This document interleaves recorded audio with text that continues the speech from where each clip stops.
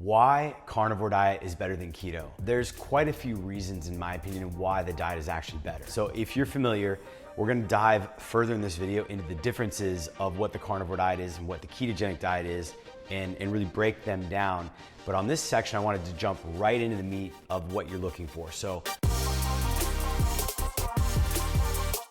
why is the carnivore diet better than keto? Well, for one, they're both actually ketogenic diets. So when you think about carnivore diet and ketogenic diet, the carnivore diet is keto because 70% plus of the actual macro, meaning the fat, protein, carbohydrate, 70% of the diet is fat. It's really focused on actually getting you that fat. And both these diets are very effective because you're using fat as the primary source. It's more metabolically efficient from what we understand, and it's also less metabolically damaging. It's less oxidative stress on the body when you're operating on fat ketones, which is what both these diets are doing. But the carnivore diet is really superior to the ketogenic diet because it eliminates a lot of products, a lot of potential triggers for a lot of people when you shift. And I think one of the biggest components of this is you're getting rid of the fat that is messing your gut up. When you're on a ketogenic diet, a lot of that was popularized by Tim Ferriss and Dave Asprey, and I have a lot of respect for both those individuals. But the ketogenic diet, in and of itself, has become this commercialized sort of diet where there are a million companies out there that sell products and make different things. And when you're on a keto diet, your body and your mind are like, well, I can eat this, I can eat that. And there are so many things you can eat on a ketogenic diet that you cannot have on a carnivore diet for very good reason, that I really think that the carnivore diet is a much more superior diet. Now, superior in and of itself is kind of a relative term. When you say one is better than the other, are you saying it's better because you get to eat tasty treats and you get to have more freedom? Well, in that sense, the ketogenic diet is obviously better. But if we're talking about optimized vitality, optimized mental performance, optimized just energy levels, and just overall health, then it's probably without question, no, it is without question, it's absolutely without question, the carnivore diet is going to be superior. You see, when the ketogenic diet came into the mainstream about 5-6 years ago, it was really popularized. And ever since then, companies have been jumping on to make products that people can buy to eat that are ketogenic. It's a good thing, but it's also a bad thing. A lot of these products come with sugar alcohols like erythritol. They come with fiber added into them like chicory root. They come with MCT oils. And a lot of these things, especially for myself personally, are super triggering.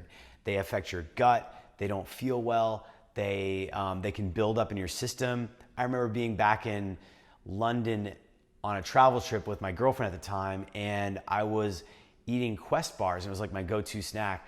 And I got so sick from eating Quest bars because of the sugar alcohols they put in their ingredients to add the sweetness without bumping up the carbohydrate content. I was like one of the sickest places I've ever been in a long, long time. And I loved the bars. They were delicious. They were obviously like, the macros were great, but again, they just weren't working well for me.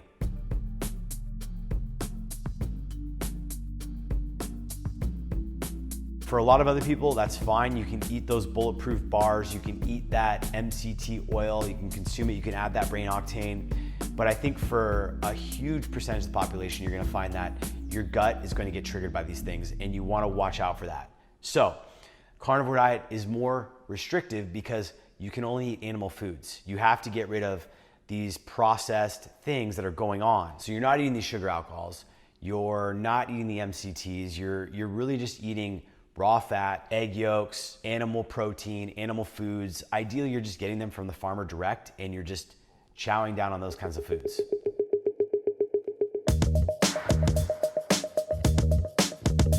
Also, it's fantastic because it's elimination. Again, a lot of these things can be triggering, and maybe you're only sensitive to the MCT oil, but you're okay with the erythritol sugar, alcohol. And in that case, it's fine to eat the sugar alcohol, but as soon as you add the MCT oil, you feel your gut just get wrecked, and it just puts you in a bad place. And you won't know that if you are taking both of these items in. So by eliminating them and then slowly reintroducing them, that's the power of the carnivore diet. It's a total elimination diet. You can ensure that you're kind of eliminating all the main things that would happen, and it's benefiting you that way.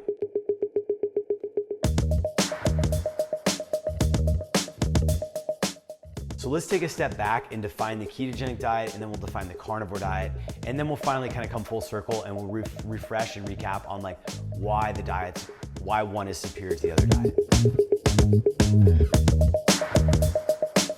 So the ketogenic diet, there is a ton of resources out there, so you don't necessarily need to watch this video to learn about it, or maybe you already know. But for most people, the ketogenic diet, it was a diet that was made popular back in the 1920s and 30s, and it was used to treat people with epilepsy. They were having seizures and they weren't responding to the medication. What they found was that the ketone bodies were linked to inhibitory neurotransmitter function, and by shifting the body's entire metabolism from running on glucose to ketones, which is what the ketogenic diet really is, people were able to really reduce the amount of seizures they were experiencing or eliminate them. And it was a profound but very effective way of getting people to handle the epilepsy that they were experiencing. Fast forward about 5 years ago, and the ketogenic diet became this really big mainstream thing where people like Tim Ferriss and Dave Asprey were talking about it on Bulletproof and in his book, The 4 Hour Workweek, and his blog. We were talking about things like biohacking and how to get the most optimal cognitive performance that you possibly can. And what we find is that people that go on a ketogenic diet, which just means that you have cut carbs essentially out of your diet and shifted to the majority of your calories coming from fat, about 70 to 80% fat, or even higher, 90% fat.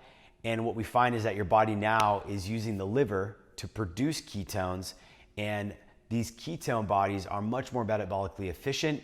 They're not taxing your beta cell function in your pancreas to produce insulin. You're not storing fat in your body the way you are when you're eating glucose, because you're not necessarily needing to. And it's overall just allowing people who have weight to lose get much more efficient. And for us and for me, it's very much more metabolically efficient. So in terms of cognitive function, you don't have as much of a crash or a high or low in your energy levels. You're very clear mentally, your mind and your body can operate at the most optimal level.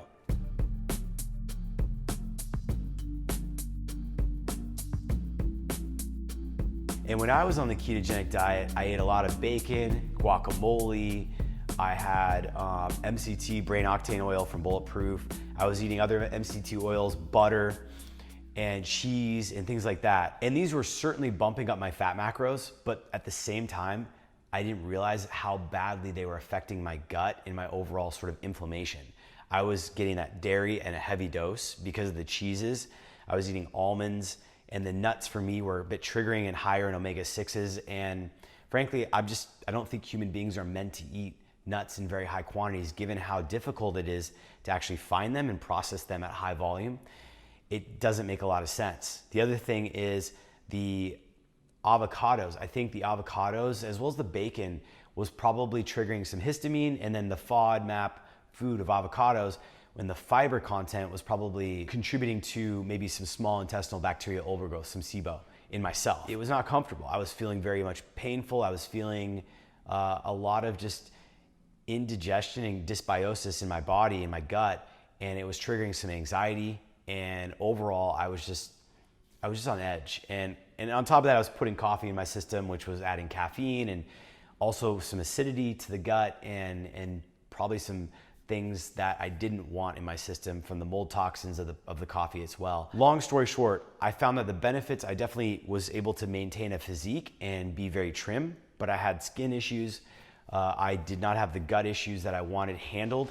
And fast forward to the carnivore diet.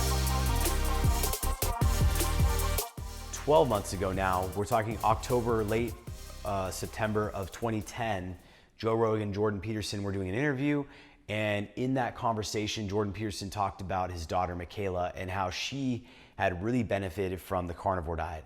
If you haven't watched that video, I highly encourage you to go check it out.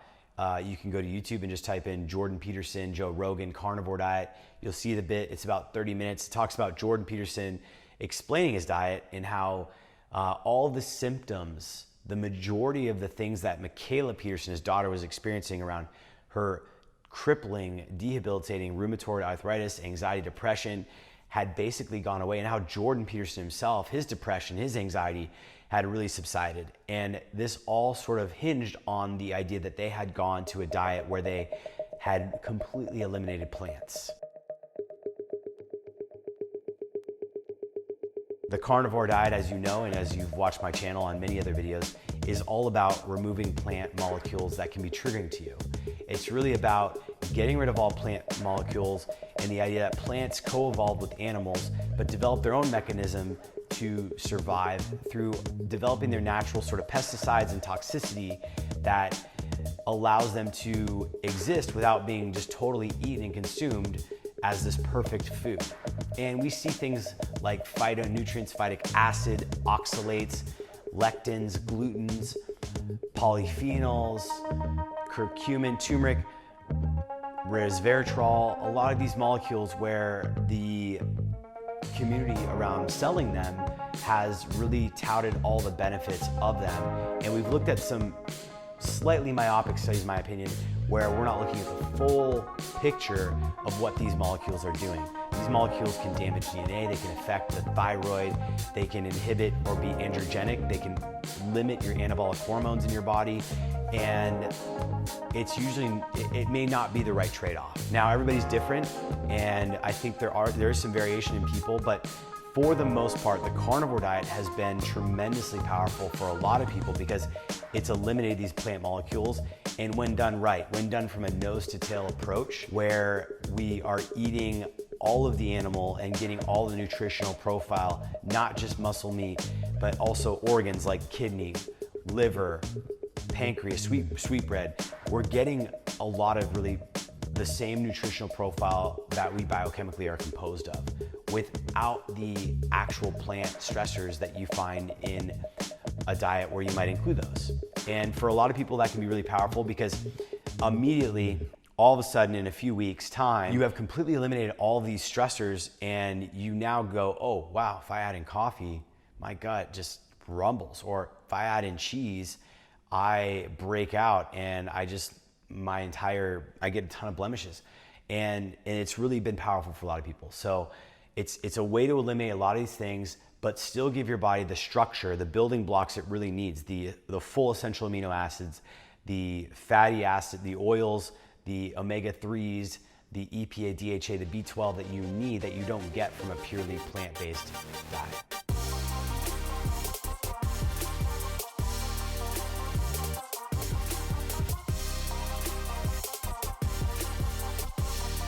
So, full circle, ketogenic diet, it's all about getting the fat macros up, but it doesn't really have the limitations and can really open you up to a lot of foods that might be triggering. The carnivore diet really restricts it down, tightens it up. Is it better? It's certainly gonna be better for probably avoiding triggers, for avoiding foods that can really mess with your gut, with your body. And overall, whenever you're messing with the gut, you're ultimately going to affect a lot of the body. So the carnivore diet really strips it down, gets it really tight, and it still is ketogenic, so it's still giving you that really nice, clean, steady energy source that's metabolically advantaged for the most part. And then why they're different, why the carnivore diet is better. Again, you're getting rid of these components and you're really dialing it in so that you can be as optimal as possible. And so if you can do it right, if you can find the right food sources, which I've talked about on many of the other videos in the channel, if you can really just dial it in, do your macros, you're gonna find that you feel tremendous, that you have great clarity, and most importantly, you're just gonna feel good. You're gonna feel amazing. And you can always add in plants if you really want to. But for the most part, for a lot of people, I think you're gonna find that when you do that, you'll quickly notice there's just a lot of stuff out there that won't feel that good. And certainly the keto products that are processed with sugar alcohols, with MC2 oils, with nut flours like almond flour, I think you're gonna find that you just feel much, much cleaner, much, much lighter, much better, healthier without them.